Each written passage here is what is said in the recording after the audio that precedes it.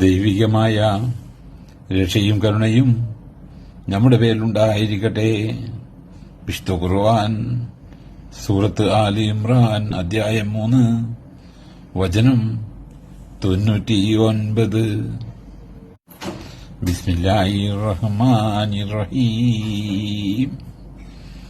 ഖുൽ യാ അഹ്ലൽ കിതാബി ലിമ തസദ്ദൂന അൻ സബീലില്ലാഹി മൻ ആമന തബ്ഹൂനഹാ ഇവജൻ വഅൻതും ശുഹദാഉ വമല്ലാഹു ബികാഫിരിൻ അമ്മാ തഹ്മലൂൻ.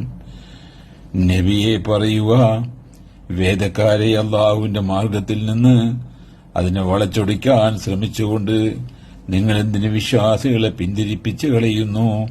ആ മാർഗം ശരിയാണെന്നതിന് നിങ്ങൾ തന്നെ സാക്ഷികളാണല്ലോ. നിങ്ങൾ പ്രവർത്തിച്ചുകൊണ്ടിരിക്കുന്നതിനെ പറ്റിയൊന്നും അല്ലാഹു അശ്രദ്ധനല്ല.